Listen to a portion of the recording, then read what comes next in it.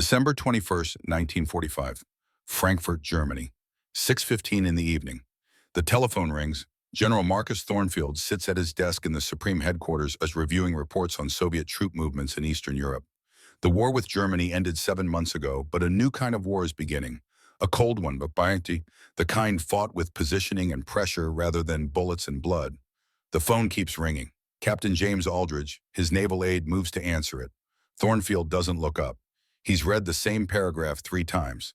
Something about Soviet tank divisions near the Czech border. The numbers blur together. Aldridge picks up the receiver. Supreme Commander's office. Thornfield signs a requisition form. Then another. The mundane machinery of peacetime military operations. So different from the days when every signature could mean life or death for thousands of men. He hears Aldridge's voice change. "Yes, I understand. One moment, please."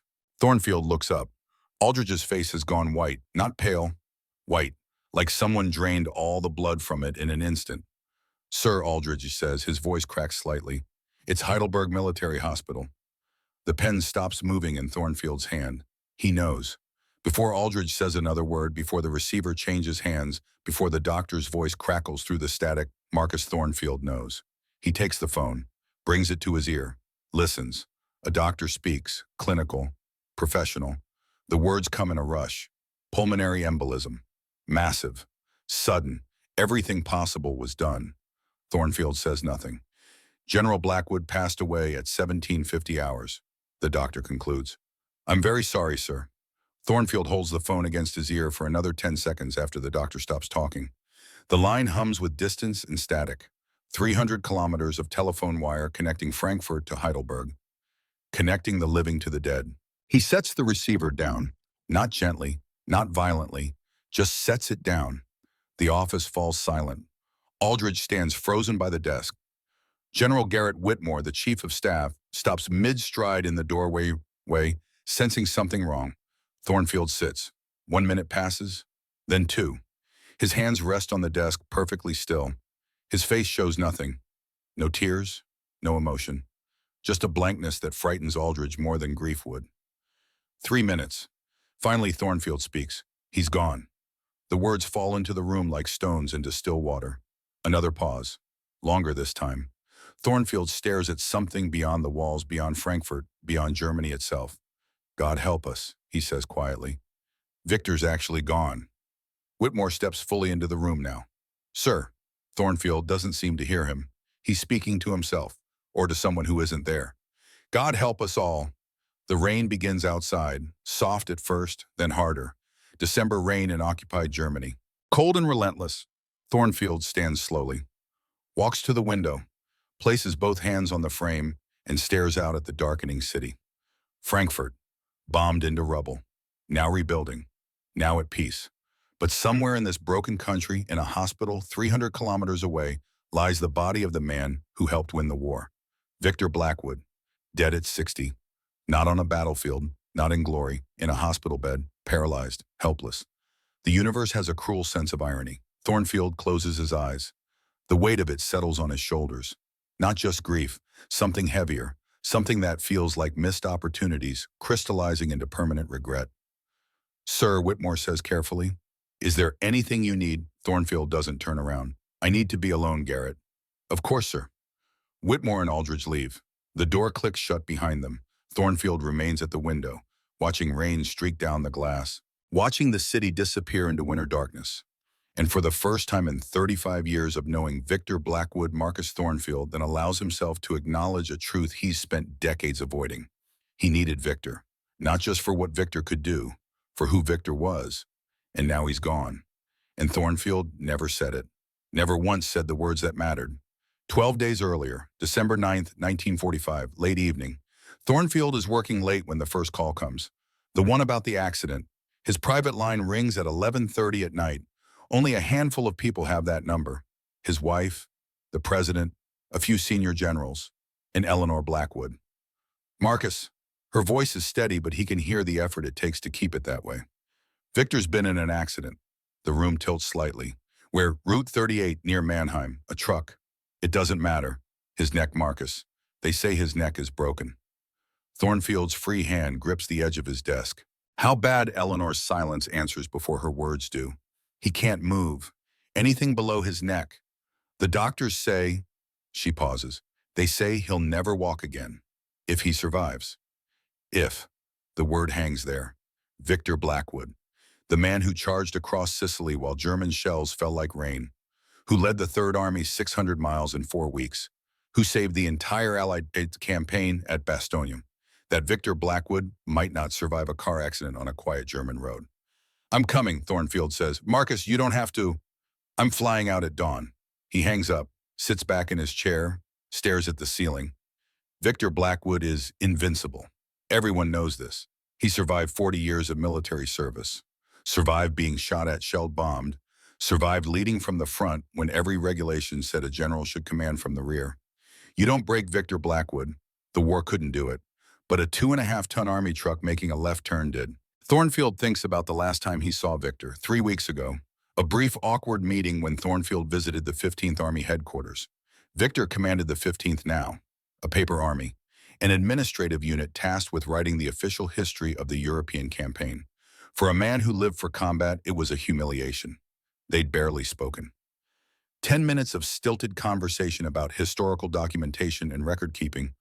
Victor's face had been a mask of controlled fury the entire time. Is there anything you need? Thornfield had asked. Victor had looked at him with those ice-blue eyes. I need a war, Marcus, but you've taken those all away. Then he'd turned and walked out. Thornfield should have gone after him, should have said something. Explained, apologized, something. Instead, he'd let him go. Now Victor Blackwood is lying in a hospital bed in Heidelberg, paralyzed from the neck down, possibly dying. And the last real words they exchanged were angry ones. Thornfield closes his eyes. Damn it, Victor, he whispers to the empty room. December 10th, 1945. Heidelberg Military Hospital. Early afternoon. Thornfield walks down the corridor on the 3rd floor.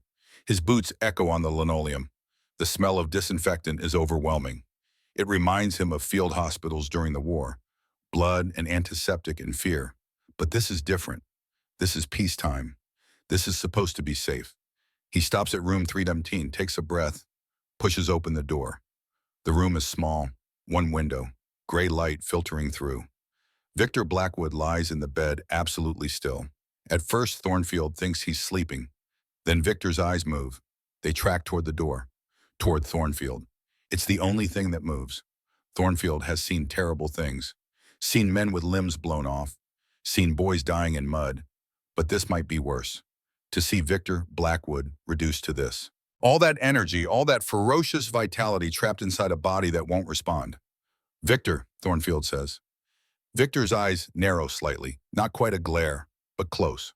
Thornfield moves closer, stops at the foot of the bed, doesn't know what to do with his hands, settles for clasping them behind his back. I'm very sorry, he says. Wrong thing to say. He knows it immediately. Sorry, Victor's voice is rough, weaker than Thornfield has ever heard it. But the acid is still there.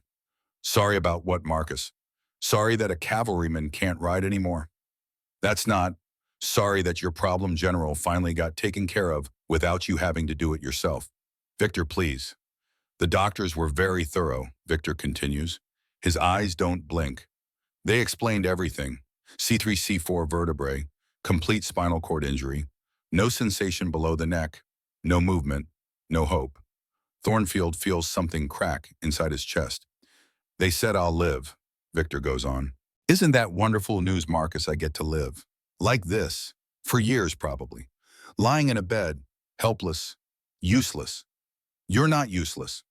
I'm not a soldier anymore, which makes me useless. Silence fills the room, thick and suffocating. Thornfield tries again. Victor, I wanted to say, if you came here to deliver a political condolence speech, Marcus, please leave. The words are a slap. Thornfield stands there. All the things he wants to say pile up in his throat. I need you. I've always needed you. You're the best combat commander America ever produced. You saved us at Bastogne. You won us the war. None of it comes out. Instead, he says, I'll come back tomorrow. Victor's eyes close. Don't bother on my account. Thornfield turns to leave, stops at the door. Looks back. Victor's eyes are still closed, his face is expressionless, but Thornfield can see the slight movement of his jaw. the only muscle he can still fully control, clenching and unclenching. "I'll be back," Thornfield says quietly. He steps into the hallway, closes the door behind him, leans against the wall. Aldridge is waiting down the hall. He walks over, takes one look at Thornfield's face and doesn't ask how it went. "Sir, are you all right?" Thornfield doesn't answer for a moment. Then, "He's still angry at me." "Angry about what, sir?" Thornfield looks at his aide. Young, 32 years old. He wasn't at Kasserine Pass, wasn't in Sicily, didn't see the war the way Thornfield and Blackwood saw it. About everything, James Thornfield says. He's angry about everything. They walk back down the corridor in silence. Outside, the German winter settles in, cold and gray and unforgiving. 1 year earlier, December 17th, 1944, 3 o'clock in the morning, Supreme Headquarters Allied Expeditionary Force, Versailles, France. Thornfield stands over a map table. The map shows the Ardennes Forest.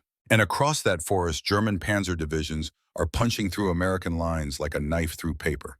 The Battle of the Bulge. Except nobody's calling it that yet. Right now, they're calling it a disaster. 48 hours ago, the Germans launched their last major offensive. 25 divisions, 250,000 men. Complete surprise. The American lines buckled, then broke. Now there's a bulge in the Allied front 60 miles wide and 40 miles deep, and it's growing. Field Marshal Reginald Ashford stands across the table. The British commander's face is grim. "We need at least 3 weeks to reposition forces," Ashford says, "possibly 4. "We don't have 4 weeks, General Nathaniel Pemberton counters. He's Thornfield's closest colleague. His voice is tight with stress. "We might not have 4 days. "Then what do you propose?" Ashford snaps. "Magic." Thornfield says nothing. He's studying the map, looking at the bulge, looking at where American units are surrounded, looking at Bastogne. Bastogne, the crossroads town. 7 roads converge there. If the Germans take it, they can push all the way to Antwerp, cut the Allied army in half. This offensive could actually work. "The 101st Airborne is holding Bastogne," Whitmore says, "but they're surrounded, running out of ammunition, running out of medical supplies. Weather's too bad to drop supplies by air." "How long can they hold?" Thornfield asks. 3 days, maybe 4. Then Whitmore doesn't answer. He doesn't have to. Thornfield looks at the map again, sees what everyone else sees. Disaster, potential defeat, the nightmare scenario where years of progress get reversed in days. Then he sees something else, a possibility. "Where's the Third Army?" he asks. Pemberton moves to a different part of the map, points to positions south of the bulge. "Here, preparing for their own offensive toward the Saar." "How far from Bastogne, Leo?" 100 miles, maybe more. Thornfield does the calculation in his head. 100 miles, through winter weather, through destroyed roads, through German-held territory. Impossible. Unless. "Get me Victor Blackwood on the phone," Thornfield says. The room goes quiet. Pemberton speaks carefully. "Marcus, the Third Army is positioned for a completely different operation. They'd have to pivot 90 degrees, move 100 miles north. In winter.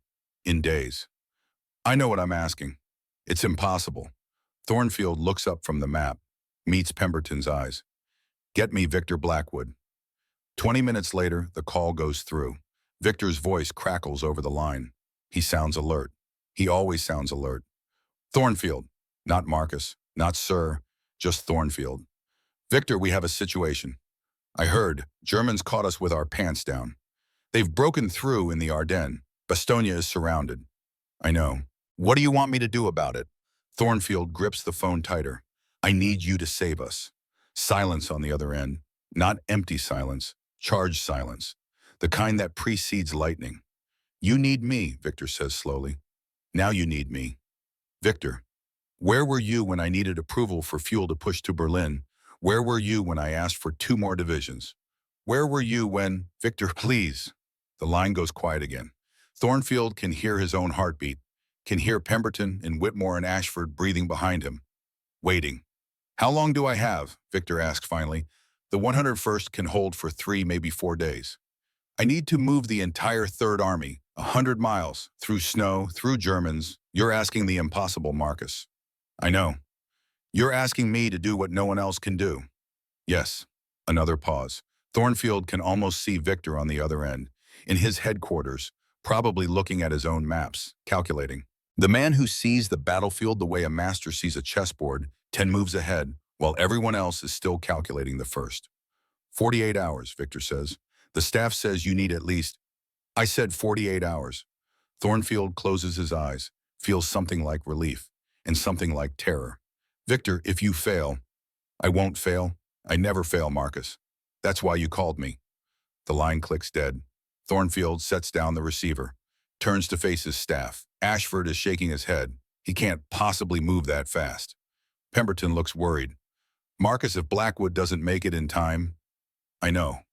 We could lose everything. I know, Nathaniel. Then why? Because Victor Blackwood is the only general in this army who can do the impossible, Thornfield says. And right now, we need the impossible. He looks back at the map, at Bastogne, at the bulge growing like a cancer. If Victor fails, the offensive could succeed. The Germans could split the Allied forces. The war could drag on for months, years. If Victor fails, it's Thornfield's fault for trusting him. But Victor won't fail. He can't. Thornfield has seen him work miracles before.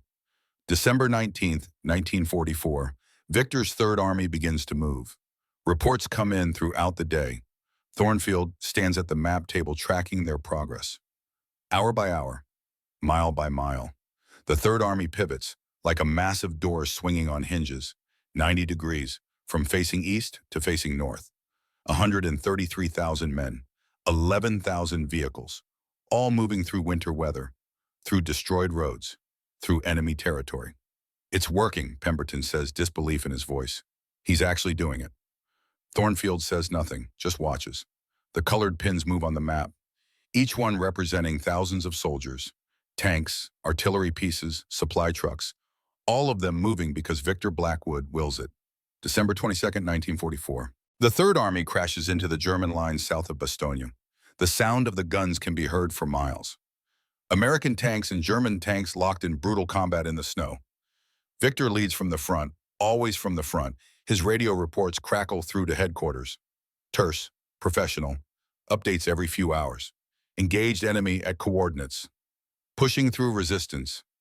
Continuing advance. Thornfield stands at the map. Doesn't eat, barely sleeps. Just watches those pins move north. Closer, closer. December 26, 1944. They break through.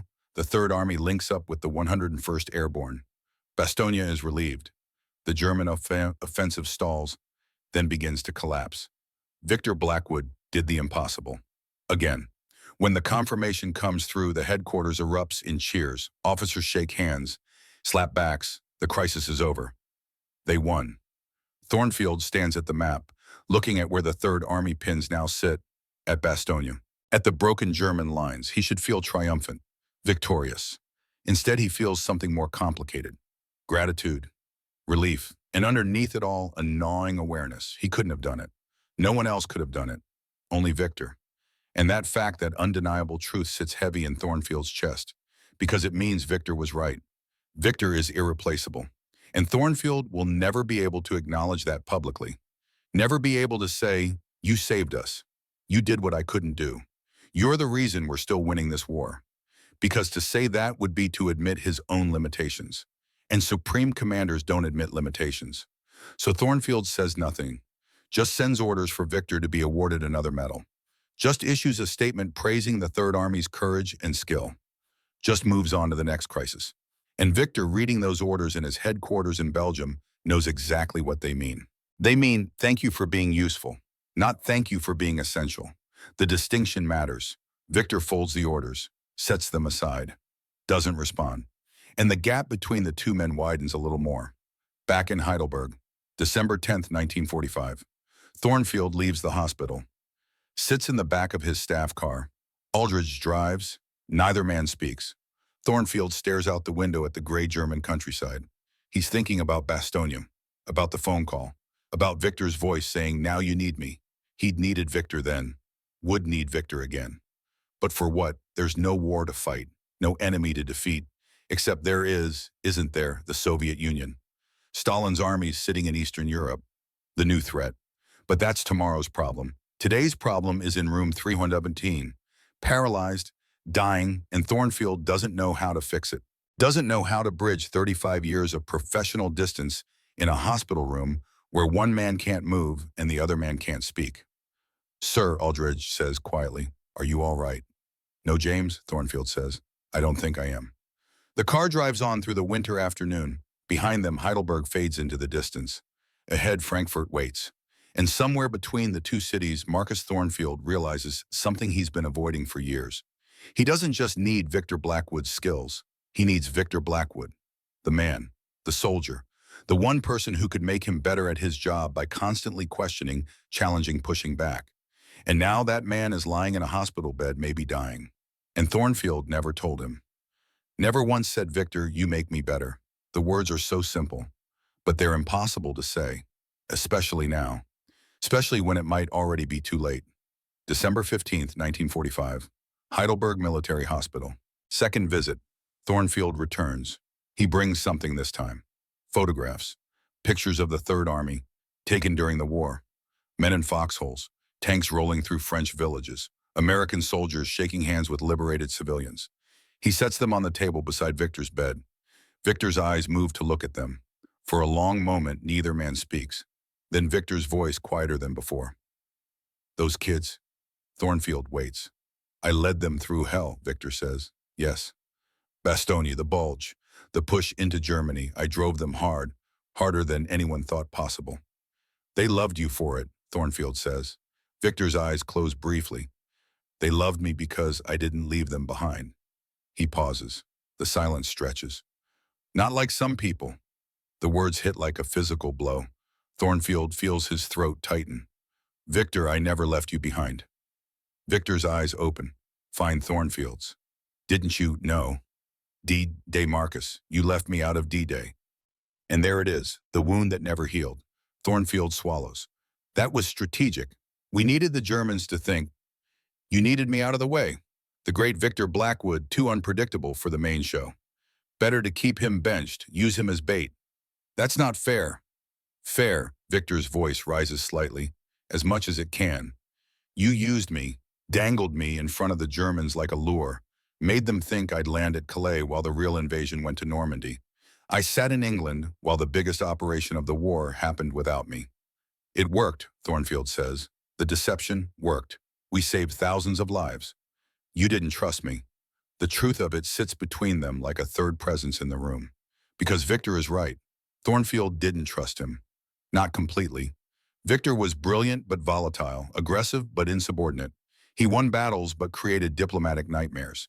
And on D-Day, Thornfield needed everything to go according to plan. Victor Blackwood never went according to plan. I made the decision I had to make, Thornfield says finally. Victor looks away, stares at the ceiling. And I'm sure it was the right decision. Strategically, politically, all the things you're so good at, Marcus. A pause. But you still didn't trust me. Thornfield stands there. All the defenses, all the justifications, all the rational explanations die on his lips. Because in the end, Victor is right. He didn't trust him. Not fully. Not the way Victor deserved. Thornfield picks up one of the photographs, shows it to Victor. Soldiers of the Third Army grinning at the camera, covered in mud and glory. They trusted you, Thornfield says quietly. Victor's eyes move to the photo. Something shifts in his expression, just for a moment. The anger fades, replaced by something else. Something that might be sadness. Yeah, he says, they did. Thornfield sets the photo back down, wants to say more, wants to explain. But the words won't come. I should go, he says instead. Victor doesn't respond. Thornfield walks to the door, stops, turns back. Victor, what? The word flat, without question mark, without invitation. Thornfield opens his mouth, closes it. The distance between them feels like miles. I'll come back, he says finally. Victor's eyes close. Do what you want, Marcus. You always do. Thornfield steps into the hallway. The door clicks shut behind him. He stands there for a moment, hands trembling slightly, then walks down the corridor toward the exit, the words stuck in his throat. Next time, he tells himself, next visit I'll find the right way to say it, but next time never comes the way he imagines. Aldridge is waiting by the car, takes one look at Thornfield's face. Not better, he asks. Worse, Thornfield says. They drive back to Frankfurt in silence. And Marcus Thornfield sits in the back seat staring at his own reflection in the window, wondering how you tell someone they matter when every word you say seems to push them further away. August 1943, Sicily. 2 years earlier. The phone rings in Thornfield's headquarters. He picks it up expecting a status report. Instead, he gets a political firestorm. General Thornfield, this is Colonel Peter Hastings, Inspector General's office. We have a situation with General Blackwood. Thornfield's stomach drops. What kind of situation? He struck a soldier, sir, in a field hospital. Multiple witnesses. The details come out over the next hour. Victor visited a hospital, saw a soldier sitting on a bed, apparently unwounded, asked what was wrong with him. The soldier said he couldn't take it anymore. The stress, the combat. Victor slapped him, called him a coward, slapped him again, in front of doctors, nurses, other wounded men. Private First Class Charles H. Bennett, 22 years old, from Ohio, diagnosed with combat fatigue by 3 different physicians, and Victor Blackwood slapped him twice in front of witnesses. By evening, 3 journalists know about it. By morning, it's in newspapers across America. The headlines scream for Victor's head. General assaults sick soldier. Patton-style brutality in Sicily. American commander strikes traumatized GI. The calls start coming in immediately. From Washington, from London, from the press corps. Everyone wants Victor fired. Everyone wants blood. Thornfield calls an emergency meeting. Pemberton arrives first. Then Whitmore. Then via telephone from London Field Marshal Ashford. You have to sack him, Ashford says without preamble. Churchill is apoplectic. The Americans can't have a general who assaults his own men. He didn't assault. He struck a soldier suffering from battle fatigue. In a hospital. It's unconscionable. Pemberton looks uncomfortable. Marcus Ashford's right. The optics are terrible. If you don't remove Victor, it looks like you condone. I need him, Thornfield cuts in. The room goes quiet. I need him, Thornfield repeats.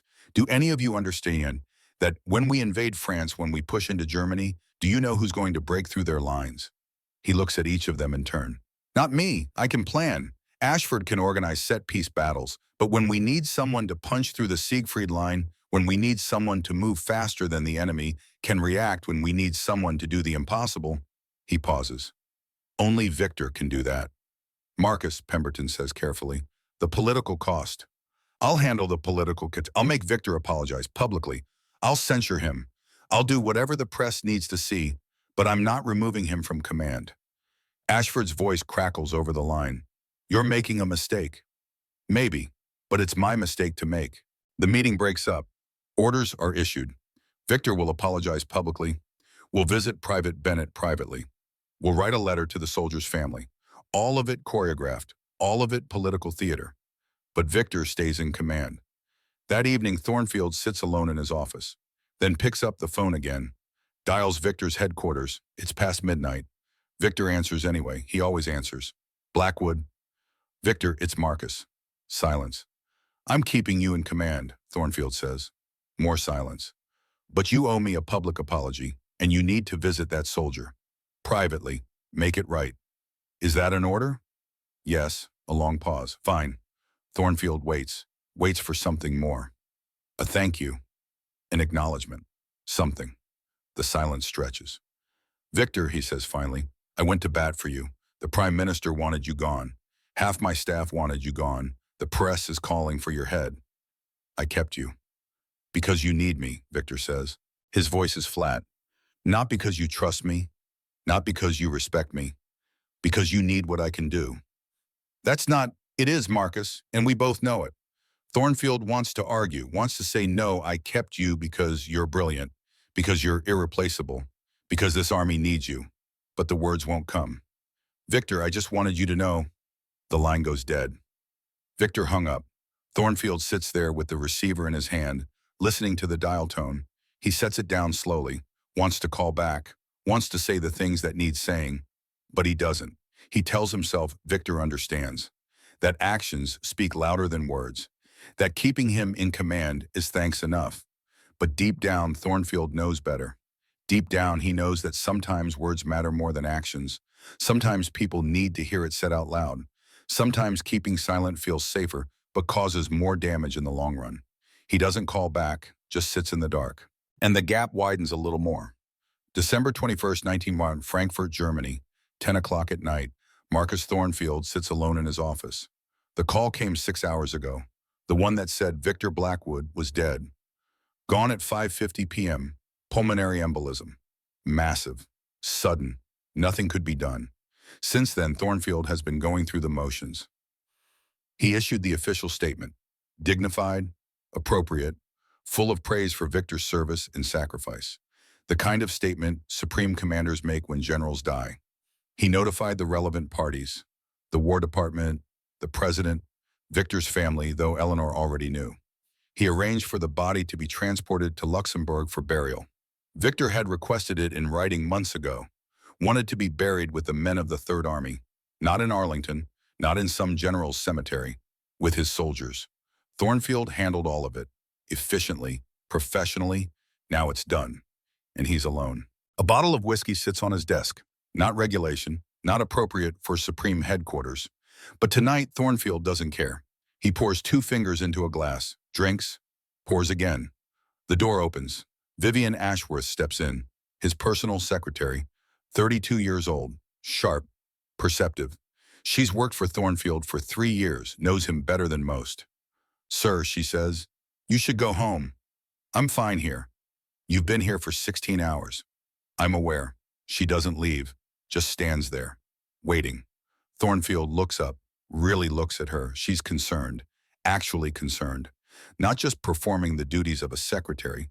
She cares. Something in him cracks. "Sit down, Vivian," he says. "Sir, please sit down. I need to tell someone." She hesitates, then moves to the chair across from his desk, sits. Thornfield pours another whiskey, slides it across the desk to her. She doesn't touch it. "Do you know what Victor Blackwood thought of me?" Thornfield asks. "Sir, I don't think. He thought I was a desk general, someone who got promoted because I played politics instead of fighting wars. He thought I didn't understand real combat." Vivian says nothing. "And he was right," Thornfield continues. "In a way, I am political. I had to be. Someone had to keep the alliance together, manage the British, deal with Washington, handle the press." He drinks. But Victor didn't care about any of that. Victor just wanted to kill Germans. A pause. And Christ, he was good at it. Thornfield looks at Vivian, really looks at her, sees her as more than just his secretary, sees her as someone who might understand, someone who might hear what he can't say to generals and chiefs of staff. "Can I tell you something?" he asks. "Something I've never told anyone." "Of course, sir." "I was jealous of Victor Blackwood." The words hang in the air. Vivian blinks, surprised. "You were jealous?" she asked carefully. "Of General Blackwood?" "Yes." "But sir, you're the supreme commander. You orchestrated the entire European campaign. You—" Victor never doubted himself. Thornfield interrupts. Not for 1 second. He saw the battlefield the way a master sees a chessboard 10 moves ahead, while I was still calculating the first. And damn it, he was usually right. He sets down his glass. "I had to compensate with planning and caution. Had to think through every angle, every political consideration, every diplomatic consequence.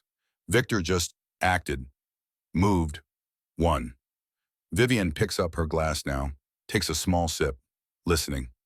"Victor had an instinct for war," Thornfield says. "A feel for it. The way a musician understands rhythm without thinking about it. It was natural to him." He looks at his hands. "I had to learn it, study it, plan it.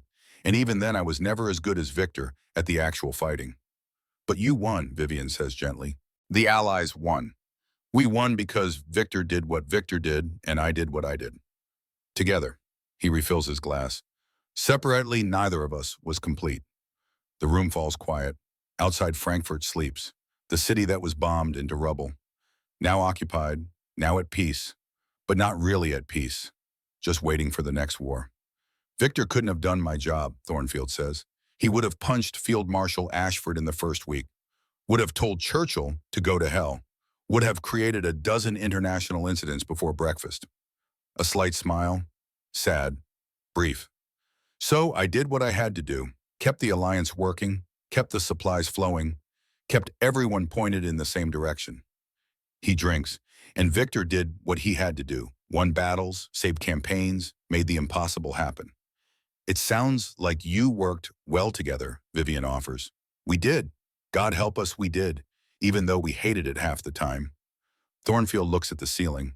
You know what he said to me at Bastogne when I called him at 3 in the morning, desperate, needing him to save the entire offensive? Vivian shakes her head. He said, now you need me. Not yes, sir. Not I'll do my best. Just now you need me. The memory stings. Because he was right. I only called him when I was desperate, when everything else had failed, when I needed someone to do the impossible. But he did it, Vivian says. Yes, he always did it. Thornfield picks up his glass, stares into it. But that's not the point, is it? The point is, I never told him. I never said, Victor, I don't just need you when things go wrong. I need you always. You make me better. You make this army better. You're not just useful. You're essential. His voice drops. I never said we won together. Not me, not you, us. Vivian sets down her glass. Sir, General Blackwood knew you valued him.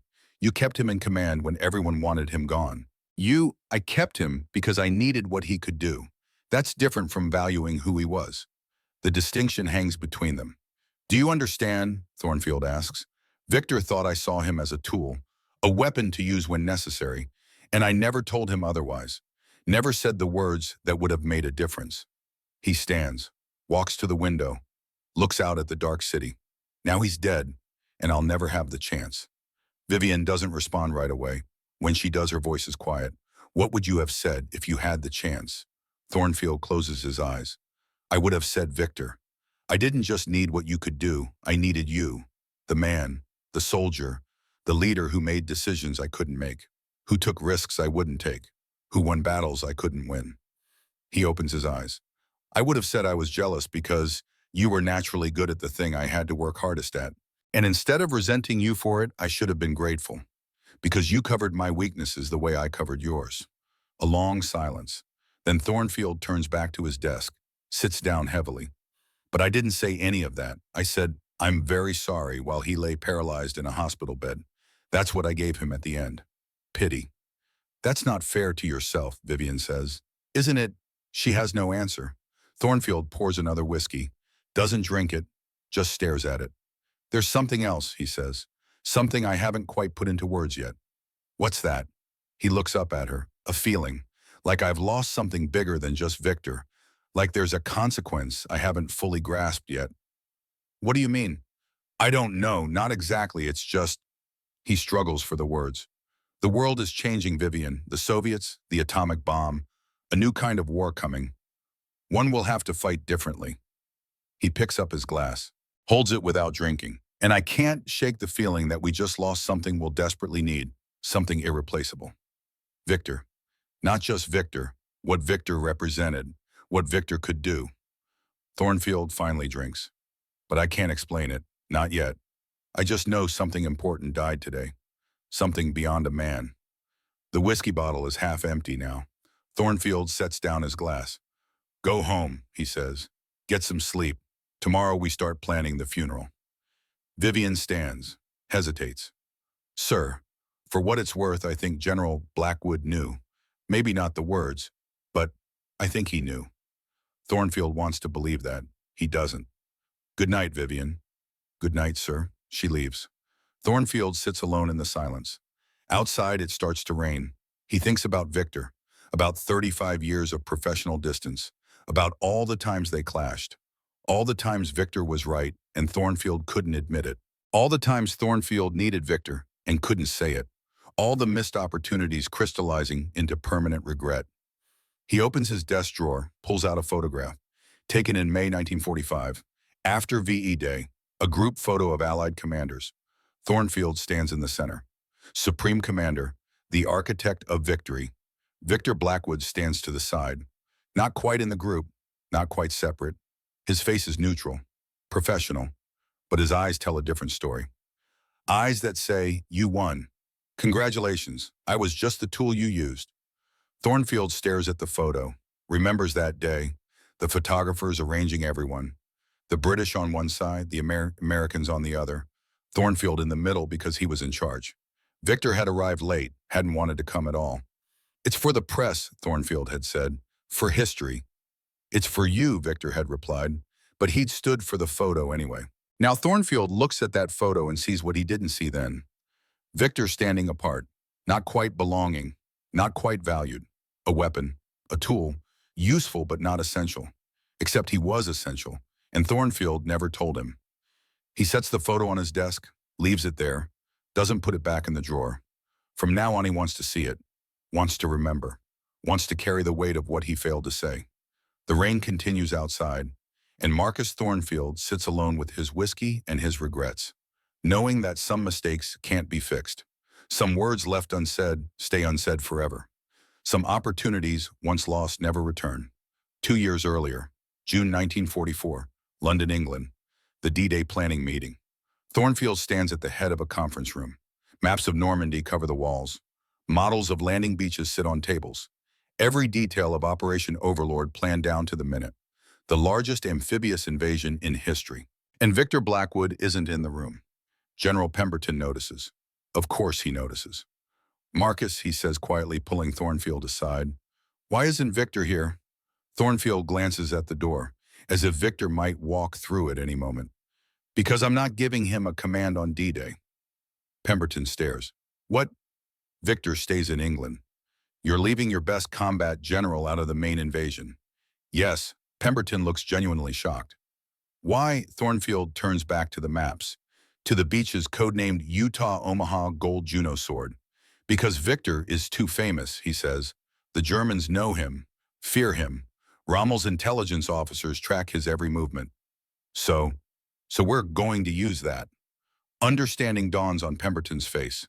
"Operation Fortitude," he says. "You're using Victor as bait.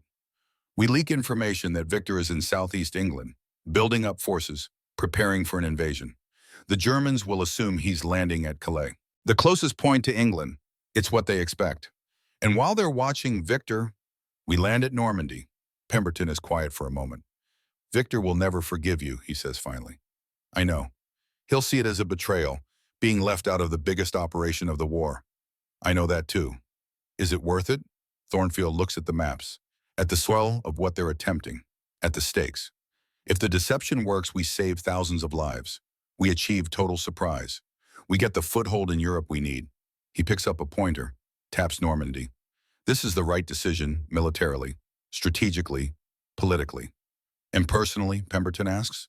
Thornfield doesn't answer, because personally it feels like a betrayal. Personally, he knows exactly what Victor will think. That Thornfield doesn't trust him. That Thornfield values him only as a pawn in a larger game. That Thornfield sees him as a tool, not a partner. And all of that is partly true, which makes it worse. "You need to tell him yourself," Pemberton says, "not through channels. You owe him that." "I know." But Thornfield doesn't tell him. He sends orders through official channels. Assignment, 1st Army Group. Location, Southeast England. Mission, prepare for cross-channel assault. All lies. 1st Army Group doesn't exist. It's a phantom. Fake radio traffic, inflatable tanks, a massive deception operation. And Victor is the centerpiece, the famous general, the one the Germans fear, sitting in England with a fake army while the real invasion happens somewhere else. Thornfield tells himself it's necessary, tells himself Victor will understand eventually, tells himself the mission is more important than one man's feelings. But he knows. Deep down, he knows this will damage their relationship beyond repair. And he does it anyway, because that's what supreme commanders do. They make the hard decisions. They sacrifice personal relationships for strategic advantage. They choose the mission over the man, even when the man is irreplaceable, even when the kid might be higher than they realize. June 6, 1944. D-Day. Thornfield is at Supreme Headquarters when the landings begin. Updates come in by the hour, then by the minute. Utah Beach. Successful landing, light resistance. Omaha Beach, heavy casualties but foothold established. British and Canadian sectors progressing. The deception worked.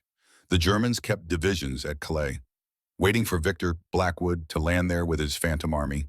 He never comes, because he's in England, listening to the same reports Thornfield is hearing, knowing he's been left out, knowing Wamban. That evening, Thornfield sits in his office. The invasion is succeeding. Against all odds, against terrible weather and determined resistance, they're establishing the beachhead. It's working. His plan is working. But he feels no triumph. Aldridge brings him coffee, sets it on the desk. "Sir, there's a message from General Blackwood's headquarters." Thornfield's hand freezes halfway to the cup. What does it say? Just congratulations on your victory.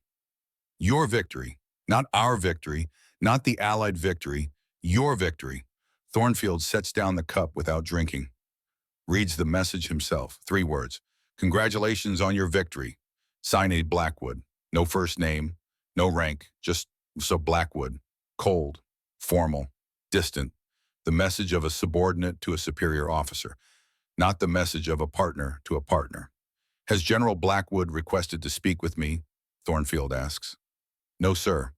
Has he sent any other messages? No, sir. Thornfield nods slowly. He wants to call Victor, wants to explain. The deception worked. We saved lives. We achieved surprise. It was the right decision. But he doesn't make the call because deep down he knows Victor won't want to hear it. Won't want to hear that he was used. That his reputation, his fame, his very identity as a combat commander was turned into bait for a trap. That Thornfield didn't trust him with the real mission. That Thornfield chose strategy over partnership. So Thornfield says nothing, files the message, moves on to the next crisis, and the silence between them grows deeper, wider, harder to bridge, until it becomes a chasm neither man knows how to cross. September 1944. France. The argument over fuel. Victor's Third Army is racing across France, liberation after liberation, city after city falling to American forces. But they're running out of fuel. Every gallon of gasoline has to be trucked hundreds of miles from the Normandy beaches. The supply lines are stretched thin, and Field Marshal Ashford wants those supplies for his own operation. Market Garden, an airborne assault into Holland designed to end the war by Christmas. Thornfield has to choose. Give fuel to Ashford's methodical British operation, or give fuel to Victor's aggressive American advance. He chooses Ashford. The call comes through to Victor's headquarters on a September afternoon. General Blackwood, this is Supreme Headquarters. You are ordered to halt your advance and consolidate positions. All available fuel is being redirected to support Operation Market Garden. Victor's response is immediate. Get me Thornfield on the phone. The call connects. Marcus, what the hell is this? Victor, I need you to hold position. Hold position. We're 50 miles from the German border. We can punch through. We can end this war. Market Garden takes priority. Market Garden is going to fail. That's not your decision to make. It's the wrong decision, Marcus. Ashford moves like a glacier. By the time he gets anywhere, the Germans will have reinforced. But if you give me fuel right now, today, I can keep moving. I can. The decision is made, Victor. Oh, silence on the line. Then you're choosing politics over winning. I'm choosing alliance cohesion over individual glory. Individual glory, Victor's voice rises. This isn't about glory. This is about ending the war, about saving American lives. But you'd rather make the British happy than win. That's enough, General. Is it? Because from where I'm standing, it looks like you're more interested in keeping Churchill happy than in keeping my soldiers alive. Thornfield's jaw tightens. I'm ordering you to hold position. That's final. The line goes dead. Victor hung up. Again. Thornfield sits there, phone in hand, knowing Victor is right. Market Garden will fail. He can see it. The plan is too complex, too dependent on everything going perfectly. And in war, nothing goes perfectly. But he can't say that to Ashford, can't say that to the British, can't risk the alliance over one operation. So he makes the political choice, the safe choice. And Victor's advance halts. 2 weeks later, Market Garden fails. Exactly as Victor predicted, 17,000 Allied casualties. The Germans hold their positions. The war doesn't end by Christmas. Thornfield reads the after-action reports, knows Victor was right, but he never says so. Never picks up the phone and says, "You were right, I was wrong. I chose politics over tactics, and it cost us." Just files the reports, moves on, and the resentment builds, layer by layer, mistake by mistake, unsaid word by unsaid word. May 1945. After VE Day. The war in Europe is over. Thornfield and Pemberton stand on a balcony overlooking the destroyed city of Frankfurt. Smoke still rises from some buildings, but the guns are silent. For the first time in years, the guns are silent. "We did it," Pemberton says. "We actually did it." "Yes. Marcus, you should feel proud. You orchestrated the entire campaign, managed the alliance, held everything together." Well, Thornfield doesn't respond right away. just stares out at the ruined city. It wasn't just me, he says finally. Of course not. But you were the supreme commander. The architect of Victor saved us at Bastogne. Pemberton stops, looks at Thornfield. Yes, he did. If Victor hadn't moved the Third Army in 48 hours, we could have lost everything. The German offensive could have succeeded, split our forces, pushed us back, extended the war for months, maybe years. But he did move, and we won. Thornfield turns to face his friend. George Blackwood was the one commander who could make armies move by sheer force of personality. I could plan operations. Ashford could organize set-piece battles. You could coordinate multiple corps. But Victor, he pauses. Victor could take a demoralized division and turn them into killers in 48 hours. He could sense opportunity before anyone else saw it. He could drive men forward when they had nothing left to give. Pemberton nods slowly. He was unique. Unique. Thornfield's voice is quiet but intense. Nathaniel, he was irreplaceable, and I'm only now realizing it. What do you mean?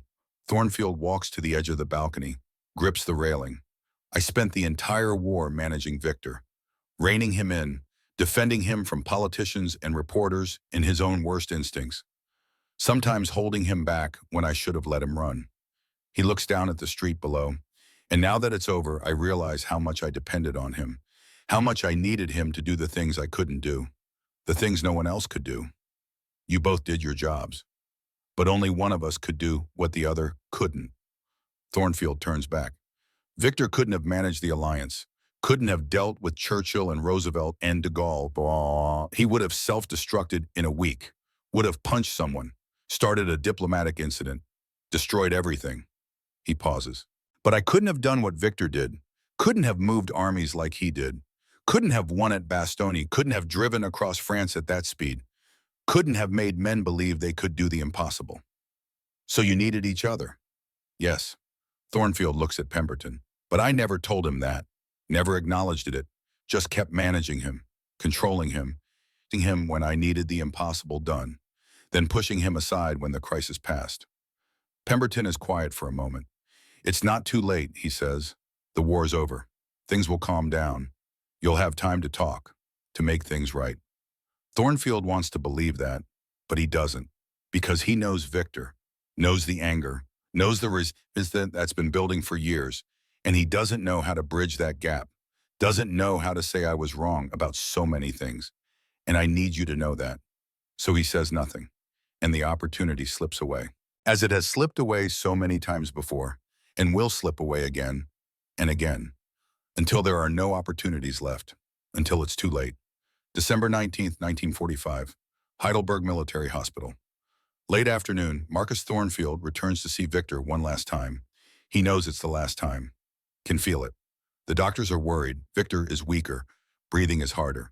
The paralysis is one thing, but complications are setting in. Pneumonia, blood clots forming. Time is running out. Eleanor Blackwood meets him in the hallway outside Victor's room. He's very weak today, she says. Her voice is steady, but her eyes are red, sleepless, grieving. The doctors say, they say we should prepare. I understand. Marcus, she puts a hand on his arm. Whatever you need to say to him, say it now. Don't wait. Don't assume there'll be another chance. The words hit him hard. Thornfield nods. Can't speak. Eleanor opens the door for him, then closes it behind him, leaving them alone. Victor lies in the bed, eyes closed, breathing shallow and labored. Each breath sounds like it costs him, like his body is fighting just to pull in air. The strong, vital man Thornfield has known for 35 years reduced to this, a body that won't obey, a warrior who can't fight. Thornfield sits in the chair beside the bed, doesn't speak, just sits. Minutes pass. The only sound is Victor's breathing, slow, painful, each exhale a small surrender. Then Victor's eyes open, slowly. Like even that small movement requires immense effort. They find Thornfield's face. You came back, Victor says. His voice is barely above a whisper. Each word separated by a breath. Yes. Why? The question hangs there. Why did you come back? Why do you keep coming? Why do you care? Thornfield wants to say, because I need you, because you matter, because I can't imagine this world without you in it. Instead, he says, I wanted to see you. Victor's eyes close briefly, then open again. Marcus, Yes. Do you have any regrets? The question catches Thornfield off guard. Regrets about the war, about how you commanded, about... Victor pauses, gathering strength. About us. Thornfield's throat tightens. I regret many things, Victor. Like what? I regret that we didn't work together better, that we fought as much as we did. Victor makes a sound, might be a laugh, might be something else. We fought because we're different men, Marcus. You're careful. I'm not. You plan, I act. We were never going to be friends. We could have been. No. Victor's eyes are clear now, focused despite the pain, despite the weakness. You couldn't trust me. I couldn't respect you. Not the way you needed respect, not the way I needed trust. The truth of it lands like a hammer. Thornfield wants to argue, wants to say it's not true, but he can't. That's not, he starts. It is, Victor interrupts. Each word costs him, his breathing gets harder. Be honest, just once, be honest with me. Thornfield sits back, looks at this dying man, and knows he owes him honesty. At least that. You're right, he says quietly. I didn't trust you. Not completely. You were brilliant but unpredictable. Aggressive but insubordinate. I never knew if you'd follow orders or ignore them. Victor's lips curve slightly, almost a smile. And you were political but necessary. Strategic but slow. I never knew if you'd support me or hold me back for some larger game I couldn't see. They look at each other, two men who spent years fighting the same war from different directions. Two men who needed each other but could never quite say it, could never quite bridge the gap. Do you have any regrets? Thornfield asks, turning the question back. Needing to know. Victor doesn't answer right away. His breathing is labored. Each word costs effort he can barely afford. I regret that I couldn't make you understand, he says finally. Understand what? That wars aren't won with caution. They're won with violence, speed, aggression, with men willing to take risks.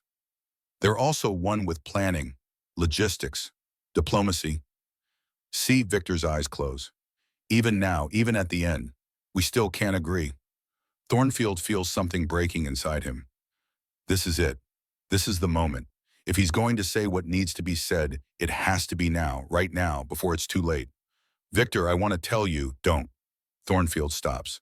Victor's eyes open, look directly at him, still sharp despite everything, still seeing.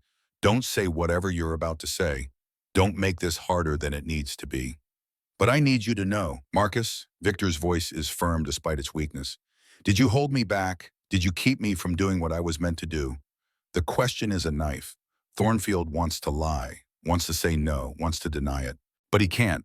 Not now, not to a dying man. Sometimes, he admits. Yes, sometimes I did.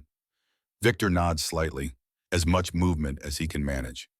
Then there's nothing more to say. Victor, please. We did what we did, Marcus. We fought the war. We won. That's all that matters. It's not all that matters. It is to me. Silence fills the room. Thornfield sits there. All the words he wanted to say locked in his throat. All the regrets. All the acknowledgments. All the things he should have said years ago. All of it stuck behind a wall he doesn't know how to break down. Can't break down. Not here, not now, not when Victor won't let him. I should go, he says finally, standing. Yes, you should. Thornfield moves to the door, hand on the handle, then turns back. Victor, I'll come back tomorrow. Victor's eyes are already closed, his breathing even more labored than before. No, Marcus, don't come back. The words hit like a physical blow. Victor, I mean it. Each word separated by painful breaths. This is hard enough. Don't make it harder. I know what you want. You want to feel better. You want to say the right things so you can tell yourself you tried. Thornfield steps back as if struck. But some things, Victor continues fighting for each word, can't be fixed with words. Some gaps are too wide to bridge. Some chants come too late. That's not fair. Isn't it? Victor's eyes open one last time. Look at him. Go, Marcus. Please, just go. Thornfield stands there, rooted, unable to move, wanting to argue, wanting to fight, wanting to break through this wall between them. But he can't, because Victor is right. The time for words has passed. The opportunities were missed. The gaps are too wide. Then Eleanor appears in the doorway. She's been listening. Her eyes are sad but firm. Marcus, she says gently, I think you should leave now. Thornfield nods. Turns toward the door. At the threshold, he stops, looks back one more time. Victor lies still, eyes closed, breathing shallow. The strongest man Thornfield ever knew reduced to this. Dying, and there's nothing Thornfield can do. Nothing he can say that will matter.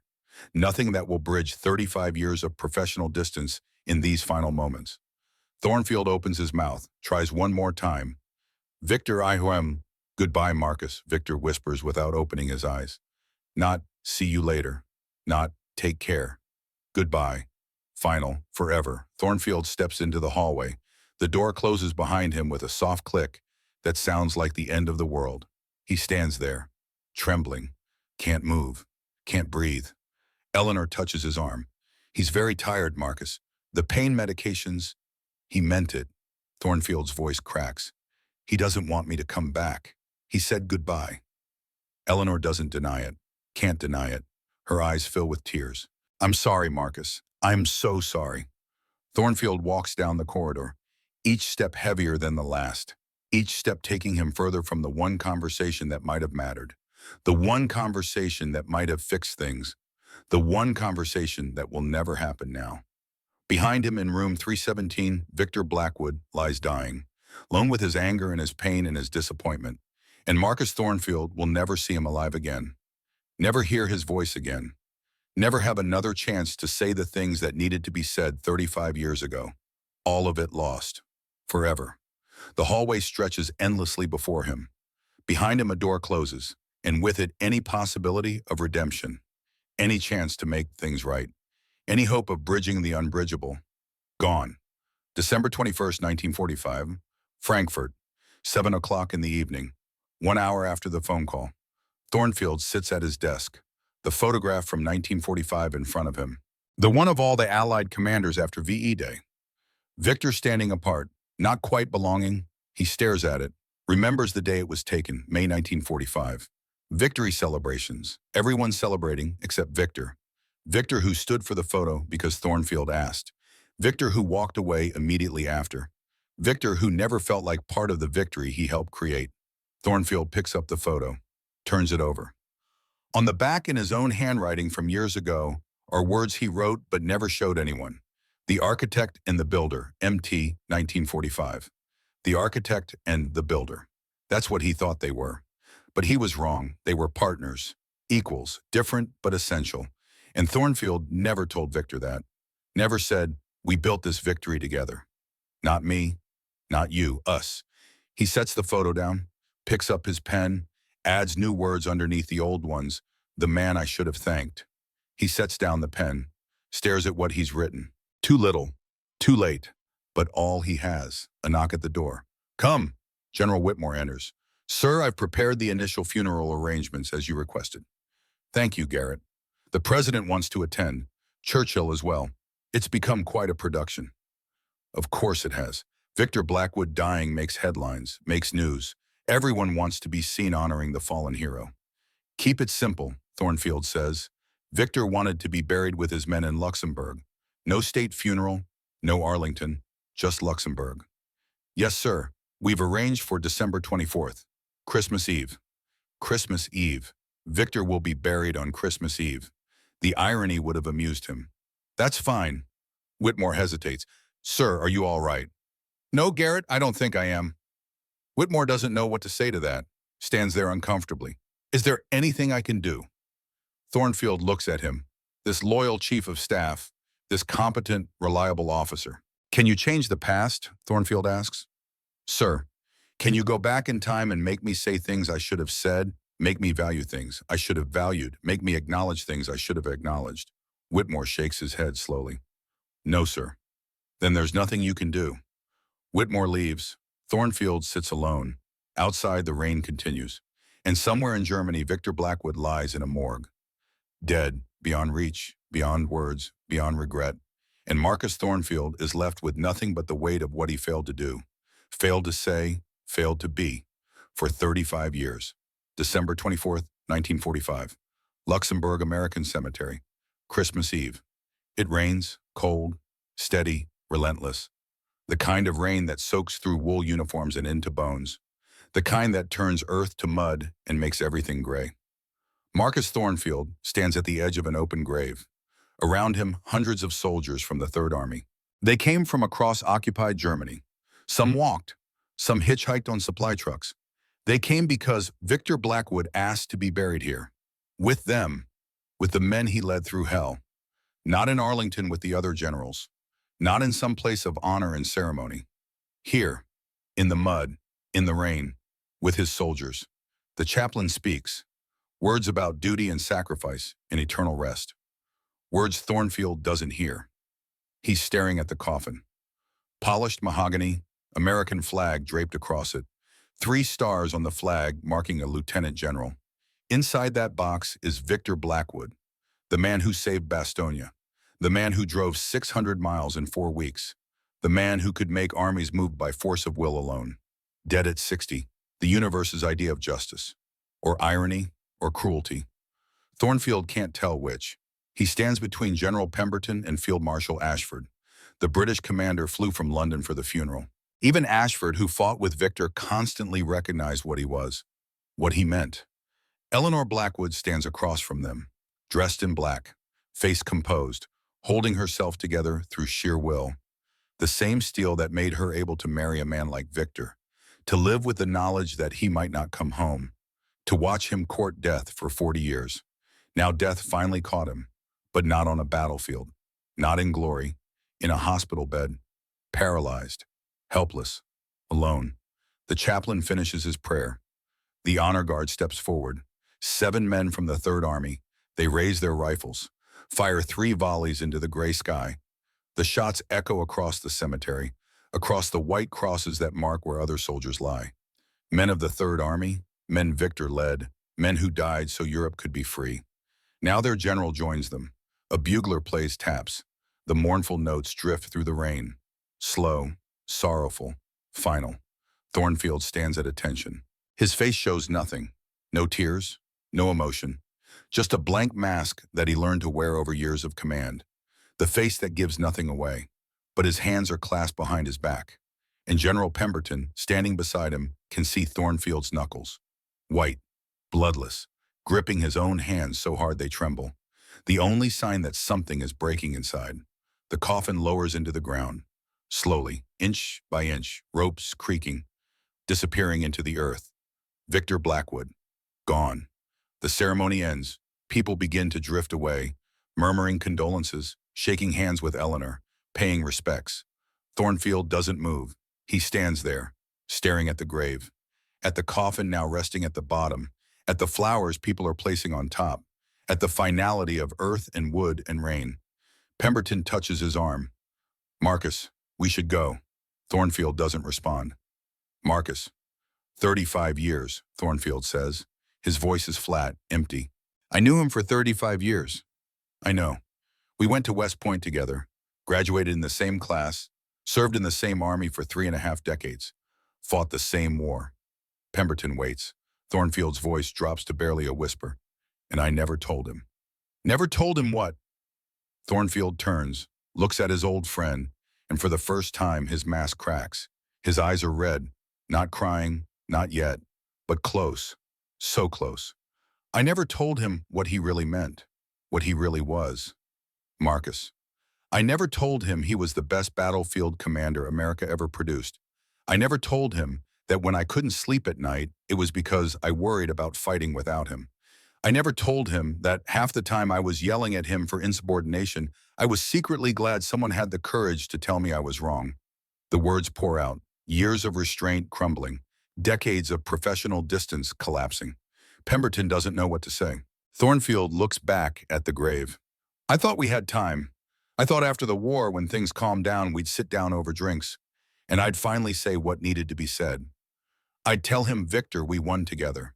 Not me, not you, us. And I couldn't have done it without you. He stops, breathes. The rain runs down his face. But we didn't have time. He died. And now it's too late.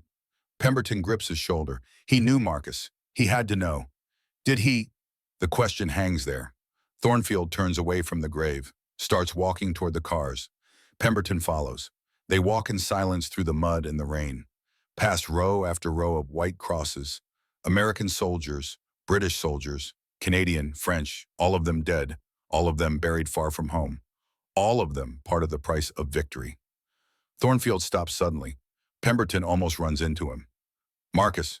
Thornfield stands there, not moving, just standing in the rain. His shoulders shake. Just once. A brief tremor. Then again. Pemberton watches, realizes what's happening. Marcus Thornfield is crying, not sobbing, not breaking down, just crying. Silent tears mixing with the rain on his face. One tear, then another. The first time Pemberton has seen Marcus Thornfield cry in 30 years of friendship. The first crack in the armor. The first acknowledgement that something inside has shattered. Thornfield wipes his face quickly, composes himself, becomes the supreme commander again. But Pemberton saw it, and he understands. This isn't just grief. This is regret given form. This is 35 years of unsaid things trying to escape through silent tears. This is the weight of missed opportunities crushing down. They continue walking, reach the cars. Thornfield stops, looks back one more time at the cemetery, at the fresh grave, at where Victor Blackwood rests. 35 years, he says again, quiet, broken. And I never told him. Pemberton doesn't respond. What can he say? Some mistakes can't be fixed. Some words left unsaid stay unsaid forever. Some opportunities once lost never return. They get in the car, drive away. Behind them, soldiers from the Third Army stand in the mud around their general's grave. Some salute, some just stand there, remembering. The rain keeps falling, and Victor Blackwood lies in the earth, beyond words now, beyond thanks, beyond everything. January 1946, Frankfurt. 1 month later. Thornfield throws himself into work, 18-hour days, 20 when he can manage it. Reports on Soviet troop movements, plans for occupation zones, negotiations over German reconstruction, anything to avoid thinking, anything to avoid remembering. But the memories come anyway, at night, in quiet moments, when he's alone. Victor's voice. Now you need me. Victor's eyes, closed in that hospital bed. Goodbye, Marcus. The weight of it never lifts. One night alone in his office, Thornfield opens his desk drawer, takes out the photograph, the one from VE Day, looks at what he wrote on the back. The man I should have thanked. He sets it on his desk, leaves it there. From now on, he wants to see it every day, wants to remember, wants to carry the weight of what he failed to say. It's not enough, will never be enough, but it's all he has. September 1950, Washington, D.C., 5 years later. The phone rings at midnight. General Thornfield, now Army Chief of Staff, answers it, already knowing something is wrong. General Thornfield, this is the White House Situation Room. We have a crisis in Korea. By dawn, he's in the Pentagon War Room. The situation is dire. North Korean forces have pushed South Korean and American troops into a defensive perimeter around Pusan. They're being overrun. Defeat looks imminent. The Joint Chiefs debate options. We should evacuate, pull our forces out, regroup in Japan. That's surrender. We'll lose all of Korea. We're going to lose it anyway. They have us pinned. Back and forth, rising voices, no good options. Thornfield stands at the map, silent, staring at the Korean peninsula. Something about it feels familiar. Surrounded, outnumbered, backs against the wall, everyone saying it's hopeless. He's been here before. December 19 war Estonia. And he knows what Victor would do. What if we don't retreat, Thornfield says. The room goes quiet. What if we counterattack land forces behind their lines? Cut their supply routes, trap them. Sir, that would require an amphibious landing on a hostile shore. The risks are manageable. Sir, with respect, it's too dangerous. If it fails, Thornfield looks at the general who spoke. Victor Blackwood would attack, immediately. Without hesitation, he'd see the opportunity. The enemy's overextended. Their supply lines are vulnerable. He'd hit them where they're weak. He turns to the map. We land at Incheon, behind their lines, cut their army in half, turn their offensive into a rout. But General, that's the plan. Prepare it. The meeting breaks up. Afterward, Aldrich finds Thornfield alone in his office. Sir, that was bold. Thornfield doesn't look up from his papers. It's what Victor would have done. Yes, sir. A pause. Sir, can I ask you something? Yes. General Blackwood passed away 5 years ago, but you still think about what he would do. Thornfield sets down his pen, looks at his aide. Every day, James, every day I ask myself, what would Victor do? How would Victor see this problem? What am I missing that Victor would have spotted immediately? He picks up his pen again. Victor's still here, in the way I think, in the decisions I make, still teaching me, still pushing me, still showing me what I failed to see when he was alive. The Incheon landing succeeds. American forces break out of Pusan, push north, turn the tide, and Marcus Thornfield sits in his office looking at the photograph on his desk. "We did it, Victor," he says quietly. "I did what you would have done. I hope you'd approve." The photo doesn't answer, but Thornfield needs to believe Victor would have approved. Needs to believe that somewhere, somehow, Victor knows. Knows that Thornfield finally listened, finally learned, finally understood. 5 years too late, but understood nonetheless. October 1961. The White House. 11 years later. President Marcus Thornfield sits in the Oval Office. On his desk are photographs from Berlin. American and Soviet tanks facing each other at Checkpoint Charlie, 50 meters apart. Guns loaded, crews tense. One mistake, and World War III begins. His advisors debate. We should pull back, show restraint. That's weakness. The Soviets will see it as surrender. Thornfield says nothing, just stares at the photographs, thinking, calculating, asking himself the question he's asked for 16 years. What would Victor do, Mr. President? His national security advisor says. You need to make a decision. Thornfield looks up. Victor Blackwood, if he were commanding American forces in Berlin right now, what would the Soviets think? His advisors exchange glances. Sir, they'd think this is the man who relieved Bastogne in 48 hours, who drove 600 miles in 4 weeks, who moves faster than we can react, who never backs down. Thornfield stands, walks to the window. The Soviets respect force. They respect commanders willing to be ruthless. Victor understood that. His reputation alone was a weapon. He turns back. If Victor were there, they'd look at him and reconsider. They'd think twice. They'd back down. But General Blackwood passed away 16 years ago, his advisor says gently. I know. Thornfield looks at the photographs again. I know. And we lost our most effective deterrent when he died. The man whose very presence could prevent wars. He makes his decision. We don't pull back. We hold position, show strength, make them blink first. Sir, the risk is necessary. Weakness now means aggression later. We hold. The orders go out. For 16 hours, the standoff continues. Then Soviet tanks back up, turn around, leave. Crisis averted. That night, Thornfield sits alone in the Oval Office, opens his desk drawer, takes out the photograph, the one he's carried for 16 years. It would have been easier if you were here, he says to the image of Victor Blackwood. They would have taken one look at you and backed down immediately. He pauses. But I tried to think like you. Stand firm. Show strength. Not blink. Another pause. I hope I got it right. The photograph offers no answers. Thornfield sets it back on his desk. A reminder. A talisman. A connection to the man who taught him that sometimes strength is the only thing that matters. The man he never thanked. Summer 1965, rural Pennsylvania. 4 years later. Marcus Thornfield is 75 years old, retired, living quietly on a small farm. A journalist comes to interview him, working on a book about World War II. They sit on the porch, iced tea between them. Mr. President, who was the greatest general of World War II.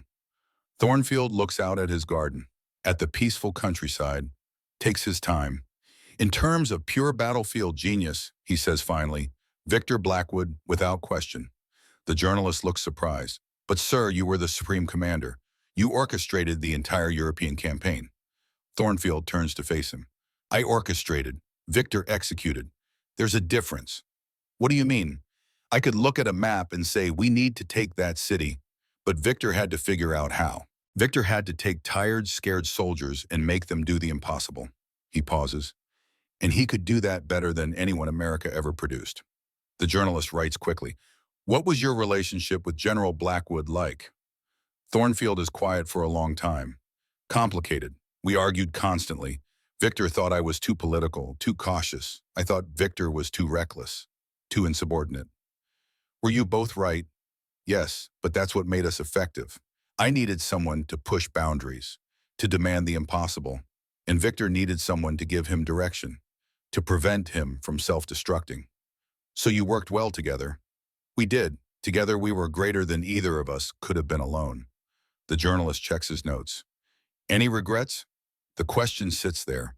Thornfield sets down his iced tea, looks at this young man who doesn't understand, who wasn't there, who can't know.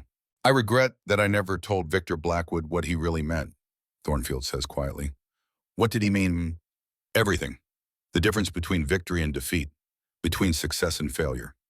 Thornfield's voice grows softer. I regret that I let 35 years pass without saying thank you properly. Without saying, Victor, I need you. I can't win without you. You're irreplaceable. Why didn't you say it? Because I thought we had time. The words come out broken. I thought after the war, when things calmed down, we'd sit and talk. Really talk. And I'd tell him everything he needed to hear. He looks directly at the young journalist. But Victor died in December 1945. And I never got the chance. You've thought about that every day for 20 years. Thornfield leans forward. Do you have people in your life who matter, who make you better, who challenge you? Yes, sir. Tell them now, today. Don't wait. Don't assume they know. The intensity in his voice makes the journalist lean back. Because later might not come, and you'll spend the rest of your life regretting the words you didn't say. The interview continues, but that moment stays. The regret of a supreme commander. The lesson learned too late. That evening, Thornfield sits on his porch as the sun sets. His granddaughter comes out, 8 years old. Grandpa, Mommy says you used to be president. Were you important? Thornfield smiles, pulls her onto his lap. You know who was really important? The people who helped me, the people who made me better. Like who? Like a general I knew. His name was Victor. He was the bravest, most talented commander I ever met. Did you tell him that? The innocent question. The knife. No, sweetheart, I didn't. Why not? Because I was foolish. I thought he already knew. And did he? No, he died before I could tell him. That's sad, Grandpa. Yes, it is. She hugs him, runs back inside. Thornfield sits alone as darkness falls. Inside his house on his desk, the photograph from 1945. On the back, the words he added, the man I should have thanked. It's not enough, will never be enough. But it's all he has. The years pass. Thornfield grows older, frailer. But he never stops thinking about Victor Blackwood. Never stops carrying the weight. Never stops wondering what he could have said. Should have said. Failed to say. And on quiet nights when memory and regret blur together, he imagines the conversation they should have had. The one where he says, Victor, I was jealous of you. Because you were naturally good at what I had to work so hard at. The one where he says, Victor, I needed you. Not just for what you could do, but for who you were. For pushing me, challenging me, making me better. The one where he says, Victor, we won together. And I couldn't have done it without you. In these imagined conversations, Victor listens. Maybe even understands. Maybe even forgives. But they're only imagined. In reality, Victor died angry, resentful, feeling used. And Thornfield has to live with that, has to carry it, has to remember that some opportunities once lost never return. 1969, Marcus Thornfield dies at age 79. Heart attack, quick, peaceful. His family sorts through his belongings. On his desk, they find the photograph, creased and worn from handling. Victor Blackwood standing apart from the group. On the back, the man I should have thanked. At the funeral, it's mentioned. The story of two generals who won a war together but never reconciled. It becomes part of Thornfield's legacy. Not just the victories, not just the strategic brilliance, but also the regret. The lesson learned too late. The importance of telling people what they mean, before it's too late. If you could talk to the people who shaped your life, who challenged you, who made you better, what would you say? Marcus Thornfield waited 35 years and spent 24 more regretting it? The people who drive you crazy, who challenge you constantly, who refuse to follow the rules. Sometimes those are exactly the people you can't afford to lose. Sometimes those are the people who make you who you are. Don't wait. Tell them now, today. Before you find yourself standing in the rain and staring at a grave, thinking about all the things you should have said. Victor Blackwood and Marcus Thornfield won World War II together, but they never had the conversation that mattered, never said the words that needed saying, and one of them died never knowing, never hearing, never understanding that he was irreplaceable, that he was needed, that he was valued. Don't let that be your story. Don't let that be your story.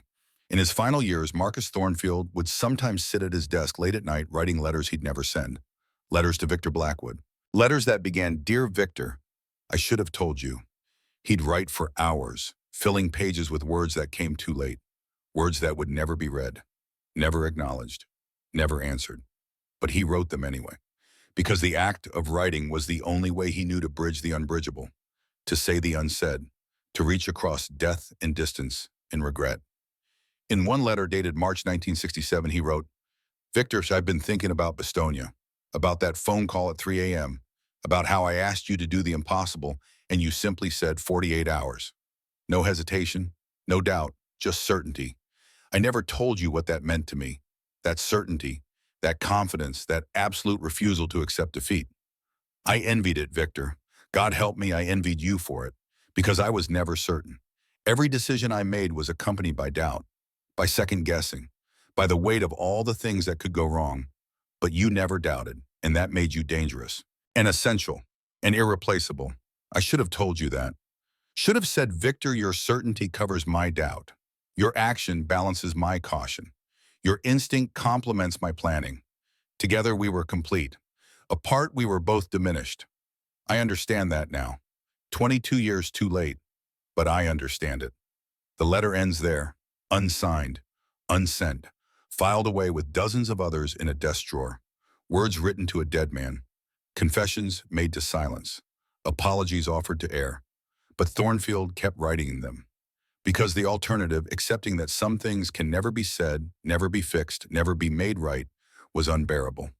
On December 24th, 1969, exactly 24 years after Victor's burial, Marcus Thornfield makes one final trip. He's 79 years old, frail, his heart is failing. The doctors have told him to rest, to stay home. He goes to Luxembourg anyway, drives himself, won't let anyone accompany him. Arrives at the American cemetery in late afternoon, the winter sun already setting, casting long shadows across the white crosses. He walks slowly to Victor's grave. It takes him 20 minutes to cover ground he once walked in 5. But he makes it, stands there, looking down at the simple white cross that marks where Victor Blackwood rests. The cross is identical to all the others. No special markings, no indication that a general lies here rather than a private. Just a name, rank, dates. That's what Victor wanted. To be remembered as a soldier among soldiers, not as a general above his men. Thornfield stands there for a long time, then speaks aloud, voice cracking, barely above a whisper. "I came to tell you something, Victor. Something I should have said 35 years ago." The wind picks up. Cold December wind, the same as the day they buried him. "I needed you, not just for what you could do, but for who you were, for making me question myself, for making me better, for covering my weaknesses while I covered yours." He stops, breathes, each breath difficult now. "You were right about so many things. About Market Garden, about pushing to Berlin, about the Soviets. You saw what I was too cautious to see, too political to acknowledge." Another pause. "I was jealous of you, jealous of your certainty, your instinct, your ability to act while I was still thinking. I never admitted that, never told you. But it's true. The sun is setting now, shadows growing longer. We won the war together, Victor. Not me, not you, us. And I never said that, never acknowledged it, never gave you the credit you deserved." Thornfield's voice breaks. "I'm sorry, I'm so sorry, for all the times I held you back, all the times I chose politics over trust, all the words I didn't say." He places his hand on the cold marble cross.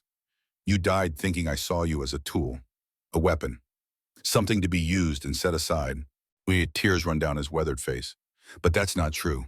You were my partner, my equal, the other half of something neither of us could be alone."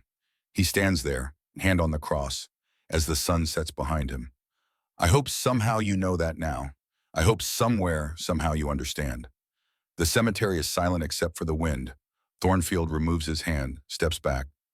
"Goodbye, Victor, and thank you for everything." He turns, walks slowly back to his car, doesn't look back, can't look back, because if he does, he'll break completely. 3 months later, Marcus Thornfield dies in his sleep. Heart failure, peaceful, quick. On his desk, they find the photograph, and underneath it, one final letter. Dated December 24th, 1969, it begins, "Dear Victor, I finally said it. I hope you heard. The lesson is simple. The people who matter need to hear it, not after they're gone, not when it's too late, not in letters written to silence. Now, while they can still hear you, while the words can still matter, while there's still time to say thank you, I need you. You make me better." Marcus Thornfield learned this lesson, but he learned it too late. Don't make his mistake. The grave is a poor substitute for a conversation. Regret is a heavy burden to carry alone, and some words once left unsaid echo forever in the silence.